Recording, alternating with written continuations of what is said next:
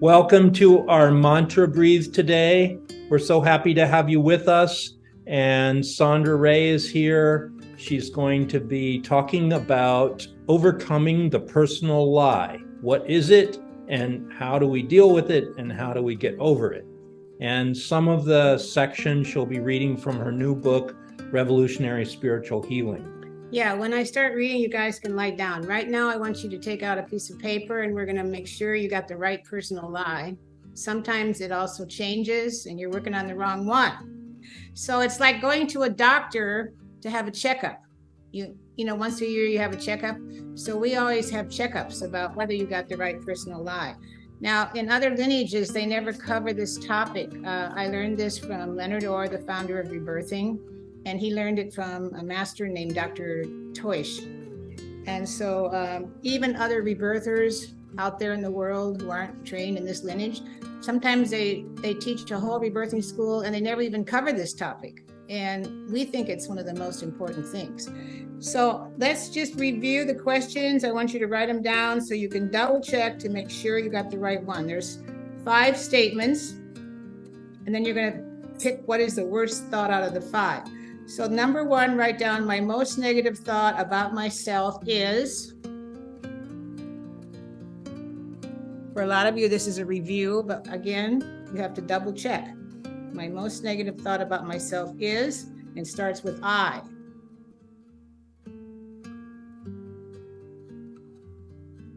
Okay, number 2, the reason my life does not work perfectly all the time is because I. You might get the same answer or you might get a different one. The reason, write the whole thing out there. The reason my life does not work perfectly all the time is because I.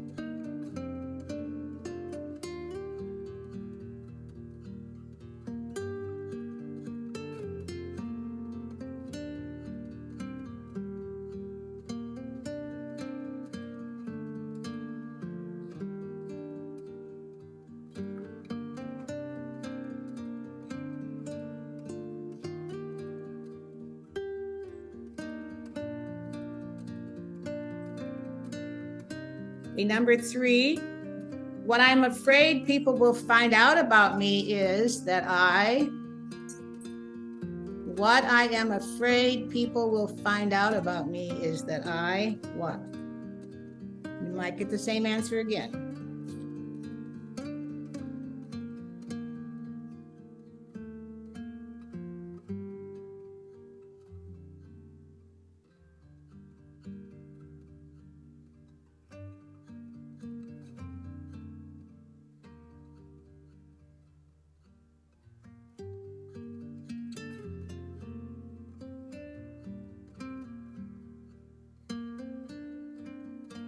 Okay, this next one is pretty deep. You kind of just channel the answer.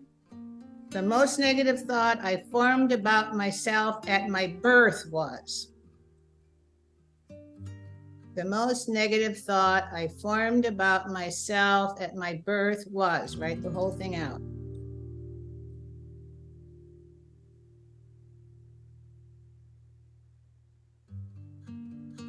Okay, the last one is my absolute worst thought about myself is.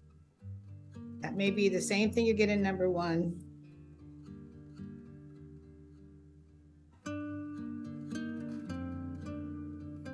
Okay, now if you have one that repeated itself several times, that's probably the one. If you got 5 different ones, which one is the worst of the 5 and which explains your life? You can tell because it kind of runs through your whole life. So circle the one you think it is. Those of you who have been breathing a long time, you might have worked out one and now a new one's coming up sometimes. That's why we have to keep checking and rechecking. Okay, so now everybody's located. Circle the one you think it is. Now what I want you, if you have a question, raise your hand. Does anybody doubt what they're doing? Okay. Now, here is one thing you need to learn. My fear, write this down. My fear of giving up that thought forever is. That is the key today. Usually people have a fear of giving up that thought. That's why they never give up their personal lie. So you need to know what my fear is of giving up this thought. And you have to process that today while you're breathing, the fear of giving it up. And the personal lie is an addiction. And the way you process all addictions is you have to process the fear of giving up the addiction. So I think I'm the only one that teaches this. I mean, this is something I channeled from Babaji that he taught me. So I think I'm the only one that teaches that. You've got to process the fear of giving up the addiction. They could also phrase it like my fear of being the opposite of your personal life. Yeah, you can also. My fear of being good enough all the time. Yeah, so you can do it that way too. My fear of being, and then you write the opposite of your personal life. My fear of, if it's I'm not good enough, you say my fear of being good enough all the time is. It's another way to process it. And this particular part is what I want you to breathe on today. The fear of giving up your personal life. And does anybody have a question or a comment or sharing about that before we go on? Okay. No.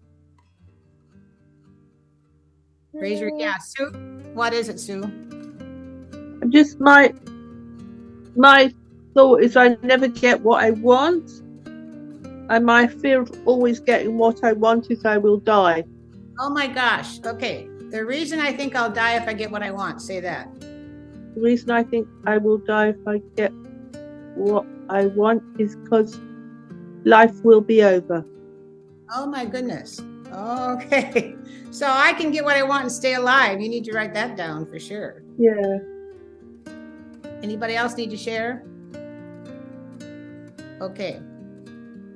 The personal lie is you often formed at birth or in the womb, or you could be dragging it from a past life.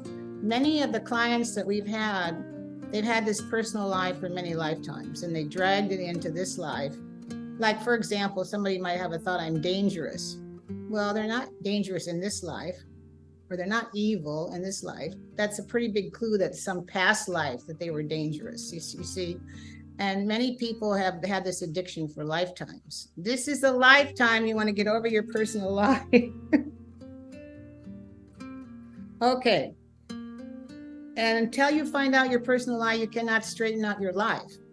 And if you're in a relationship, you need to know your mate's personal lie so you can help each other with this. And what often happens is personal lies dovetail.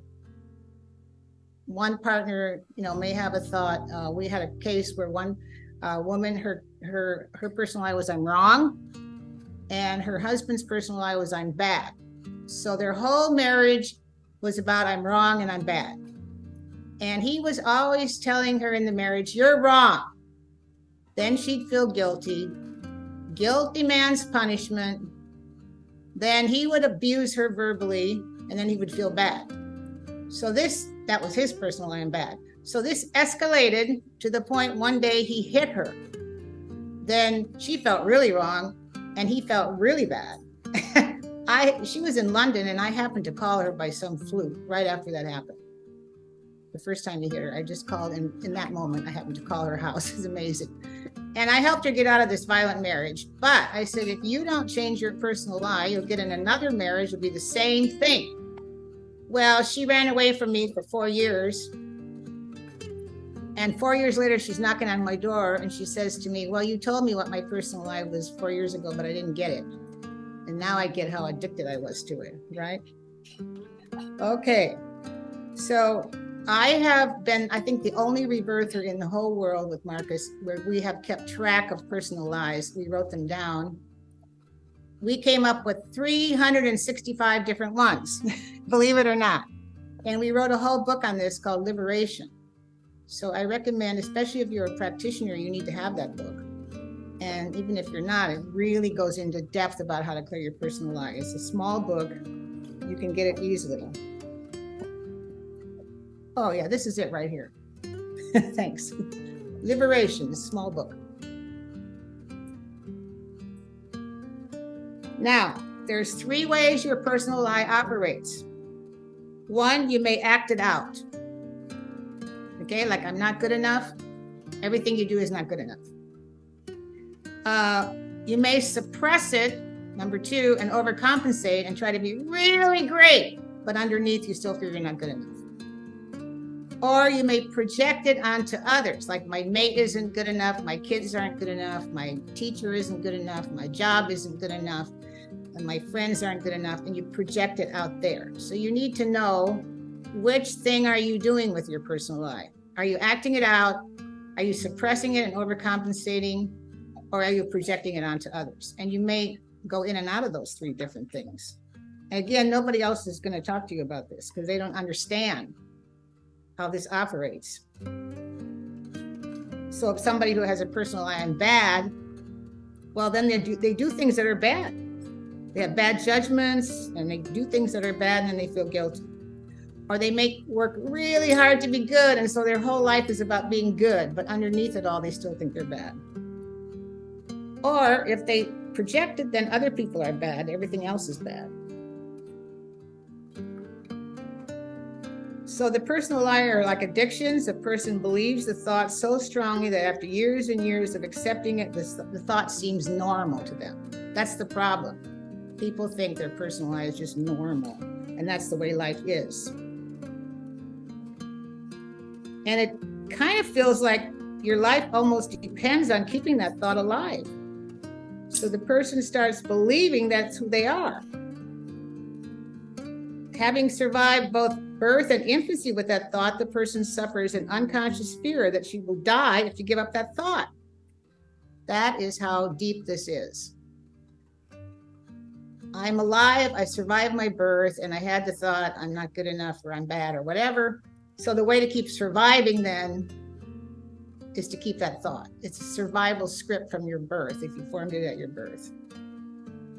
Of course, this doesn't make sense and it's insane. If you keep your personal lie, that's what's going to kill you in the end. Some people think, well, I know what my personal lie is, I can just drop it. It's not that easy. You have to be very patient with yourself, very compassionate with yourself about it. Okay. So like for me, my personal lie was I'm not perfect, which was related to something at my birth. And I couldn't give it up for the longest time because I realized in religion, they told you it's not okay to be perfect. Only God is perfect and you can't be like God. So according to my religion, I couldn't even give up my personal lie. And it wasn't until I figured that out that I started making progress on mine. So these thoughts are in deep subconscious. You have to breathe it out because it's stuck in the cells, of course. All right.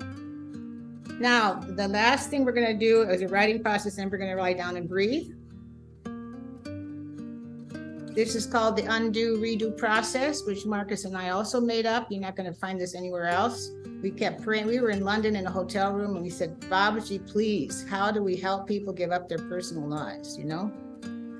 And everybody has this problem. How do you give it up? I was in India once and this woman came up to me at the fire ceremony and she was from Estonia. I didn't even know her. She said, Sandra Ray, is it possible to give up your personal life in this lifetime?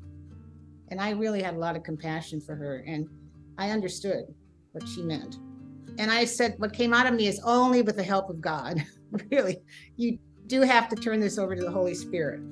Okay, so here are the 8 points. You want to write these down and then we're going to all breathe. Number 1, I forgive myself for thinking, then put your personal lie in parentheses. I forgive myself for thinking I'm wrong, I'm bad, I can't make it, whatever. Put that in parentheses. That's number 1. This is called the undo redo process.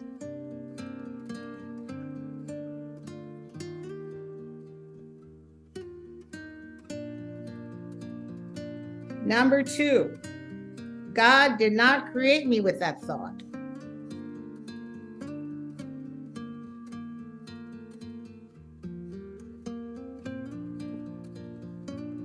This part is important to realize that you were not created with that thought.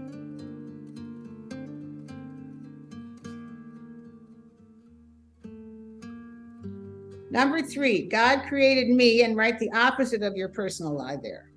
God created me good enough. God created me holy. God created me. That's their internal truth. This we call your eternal truth. God created me perfect. God created me strong. God created me innocent. Whatever is the opposite of your personal lie, put it there. And we call that your eternal truth.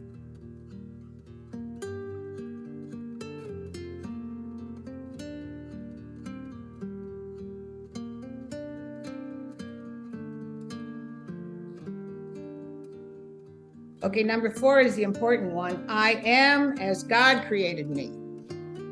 I am as God created me. That's the lesson in the Course in Miracles, repeated several times. I am as God created me. That's who I really am. So I really am the opposite of my personal lie. And that's why we call it a lie. So number 5 is, therefore the thought, whatever your personal lie is a lie. Number 5 is, therefore the thought, put your personal lie there, therefore the thought I'm bad is a lie. Because the truth is, I am as God created me. Number 5, therefore that negative thought I had about myself is a lie. You have to get that it's really a lie. And your ego is going to trick you into thinking it's the truth.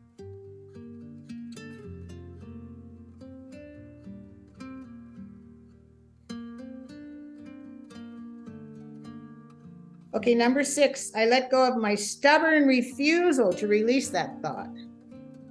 See, an addiction is a stubborn refusal to give it up. We think we can't give up addictions. No, it's a stubbornness we have to give it up. I let go of my stubborn refusal to release that thought. Okay, that was number 6. Number 7, I asked the Holy Spirit to help me release that thought. I turn over that thought to the Holy Spirit. That's the most important part. The Holy Spirit will help you release any addiction.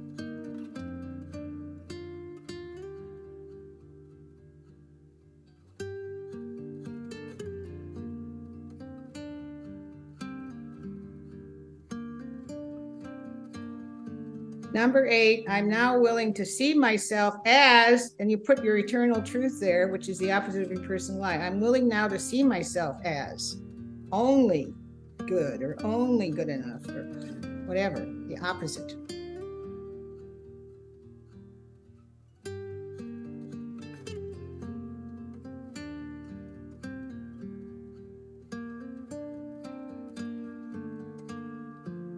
Does anybody have any questions on that? Okay, so if you don't, I think it's time to breathe. If you have any questions after this mantra breathing, you can write to us, Sondra at sondraray.com, SONDRA at sondraray.com. And we're here to help you with whatever related to your personal lie. We can get ready to breathe out. We're breathing out the personal lie because it's memory. You know, we were talking earlier about memory. I think Adrian brought up, to get free of memory and be in the present. Well, the problem with memory is that this personal lie is a memory stuck in our cells, right? So it's like every cell of our body believes this lie to be true, and we have to let go. We have to change the valence of the cell, and that's what the breathing helps us do. It helps us release the negative thought at the cellular level. So as you're breathing and taking in more prana, and you're also asking the Holy Spirit to help you release this thought, then that prana is coming in and cleansing the cells. It's like expanding the cells and helping them let go of the memories, let go of the negative charge. The personal lie is just a memory. It's not a fact. It's just a thought that you keep thinking. It's a belief system. I love that definition Esther Hicks gives of what is a belief. She says, well, a belief is just a thought you keep thinking. It's through sheer repetition, it becomes a belief. So that's the only reason the personal lie has any power over us, is we've been in the habit of thinking it. It's just a thought we kept thinking. And now we're going to decide to stop thinking it. And in its place, that's where you put this eternal truth. Which, by the way, it's the only thing there is. Your eternal truth is the only thing there is about you. That's the nature of truth. Only truth is real. A lie doesn't even exist. It's like when people believed that the world was flat, there was no flat earth. It didn't exist, even though they believed it did. So it's the same with your personal lie. Even though you believe you might not be good enough, or you might be bad, or you're a disappointment, or whatever it is, that is a lie. It's not the truth about you. The truth about you is your resplendent, divine, effulgent, beautiful self that God created. And that's what we're going to breathe into. And as we're breathing into that, we're letting go of this quote unquote lie.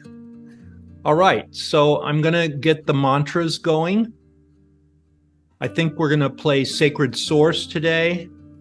It's a lot of Divine Mother mantras on that. It's a Goma breathe, a Goma mantra, Sacred Source. Okay, well, I have two announcements. This is my new book that just came out, Revolutionary Spiritual Healing. Contains 50 years of my knowledge in healing. And Marcus says if you order 10 copies, he'll give you a special half price or something that you can pass out to your friends. Just write Marcus at marcusray.com. And if you order 10 copies, he'll give you a break, right? Big break. Okay, so the other thing I want to say is that Babaji really wants us to expand this mantra breathing. So what I am asking all of you, to please bring one person, send one person to come next week. And, I always say that, but people forget. So maybe you should think about who that person is and call them today and tell them about mantra breathing. And if you really feel generous, you can make a donation for them. It could be your tithe, it's not expensive, to come here, but we want more people. So if I ask all of you to please bring one person next week, one friend, and somebody I'm sure you know that needs this kind of work. So I'm asking you all to do that. And it's great to be with you. I think that's it then. And they can always write to us. You can always write to me, Sandra at sandraray.com, if you have questions or comments. Bye, Baba Ki Jai. Thanks, everybody. This is Marcus here. It was great watching you all breathe. That was my job. So, yeah, please stay in touch, and we want to hear from you. Yeah, it's great. Yeah, I always answer all emails. And let us know how your intention is manifesting this week. Yeah. Please let us know. I always answer all emails. So Sandra at sandraray.com.